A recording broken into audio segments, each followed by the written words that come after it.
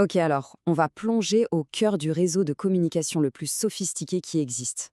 Non, non, je parle pas d'Internet. Je parle de quelque chose de bien plus incroyable, de bien plus puissant. C'est le réseau qui est juste là, à l'intérieur de chacun d'entre nous. Imaginez un peu la scène. Un truc tout bête. Un verre vous glisse des mains. Et là, paf! En une fraction de seconde, même pas le temps de réfléchir, l'autre main l'a déjà rattrapé. Dingue, non? Mais comment c'est possible, une coordination pareille? C'est qui le chef d'orchestre derrière cette action éclair? Eh bien, le grand responsable de tout ça, c'est notre système nerveux. C'est un peu le chef d'orchestre secret de notre corps, ouais. Une véritable équipe d'élite qui gère absolument tout en coulisses. De nos pensées les plus complexes aux plus petits de nos réflexes. Alors, cette super équipe, elle est divisée en deux unités principales. D'un côté, on a le centre de commande, le QG si on veut. C'est le fameux système nerveux central, le SNC. Et de l'autre, on a le réseau de terrain, tous les agents en mission. Et ça, c'est le système nerveux périphérique ou SNP.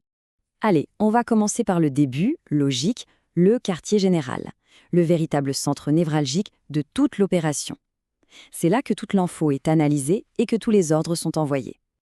Alors, ce QG, il est composé de deux parties absolument vitales. D'abord, il y a l'encéphale. C'est le grand patron, quoi. Ça inclut le cerveau pour la pensée, le cervelet pour l'équilibre et le tronc cérébral qui gère les fonctions de base.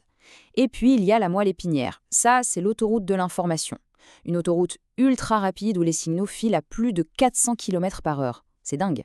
C'est elle qui relie le patron à tout le reste du corps et qui gère les réflexes, comme celui de rattraper notre fameux verre. Bon, maintenant qu'on a vu le QG, on va explorer le réseau de communication en lui-même.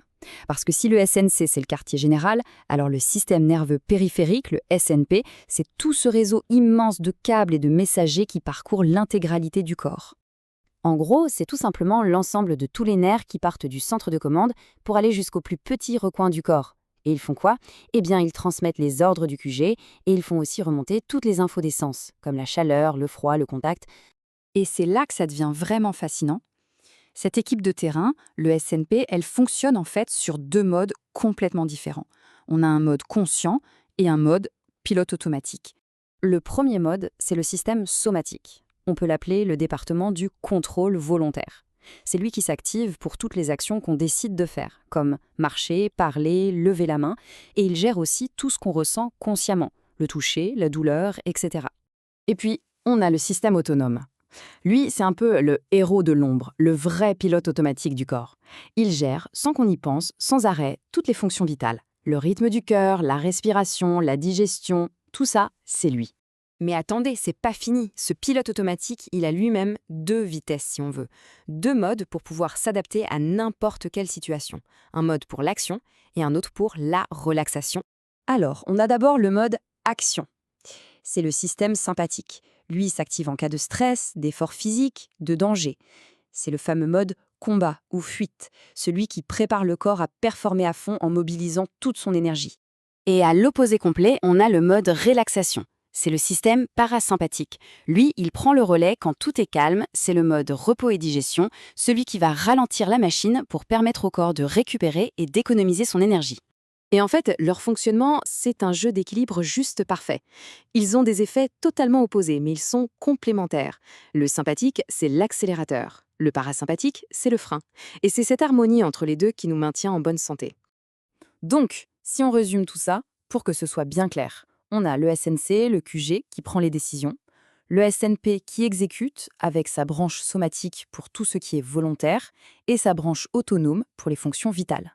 Franchement, c'est une machine d'une efficacité redoutable. Et ce qu'il faut bien comprendre, c'est qu'aucune de ces parties ne travaille toute seule dans son coin. Pas du tout. Elles sont en communication permanente, tout le temps, ce qui crée un équilibre dynamique juste parfait.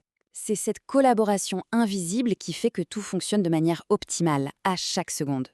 Cette équipe incroyable, elle bosse sans arrêt, 24 heures sur 24, 7 jours sur 7. Alors la vraie question à se poser, c'est comment est-ce qu'on peut en prendre soin pour qu'elle puisse continuer à fonctionner aussi bien ?